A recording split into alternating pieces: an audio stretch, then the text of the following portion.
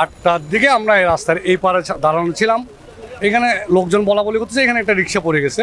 ওখানে 2জন মহিলা ছিল, একটা ছোট বাচ্চা ছিল, রিক্সার ড্রাইভার সহ 4জন এই নালার মধ্যে পড়ে গেছে। তখন আমরা দ্রুত এখানে উদ্ধারের চেষ্টা করছি এবং 5 মিনিট দেখার পর এদিকে আমরা রোডের মাঝখানে স্ল্যাব উঠাইছি প্রায় 10 ফিট দূরে। ওখান থেকে 2জন মহিলা আমরা উদ্ধার করতে পারছি। এরপর আমি ত্রিপল লাইনে কল দিই।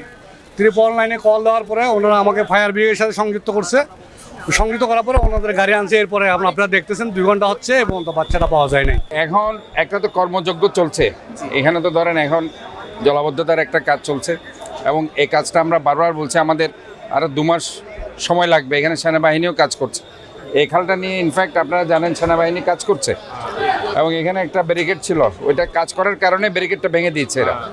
কাজে এটা হয়তো 2 মাস নিয়মিত পরিষ্কার আছে, নিয়মিত পরিষ্কার 3 দিন আগেও পরিষ্কার হয়েছে।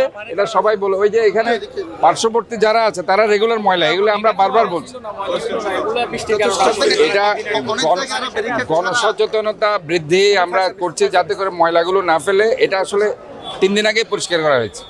অনেক জায়গায় আমরা খালের পরিষ্কার চলছে। নালা একটু নিরাপদ, তাহলে অনেক জায়গায় আরো আছে চট্টগ্রাম শহরে এই ধরনের আরো অনেক জায়গা আছে। আমরা আসলে আমি তো চাচ্ছি যে এই ধরনের কাজগুলো, যেহেতু জলাবদ্ধতার কাজগুলো চলছে, এগুলো কাজ শেষ হলেই তারা এটাকে ব্যারিকেড দিয়ে দিবে, এটাই বলেছিল। তো এখনও কাজ শেষ হয়নি, কাজ চলমান আছে, যার কারণে ব্যারিকেডটা তারা এখনো দেয়নি।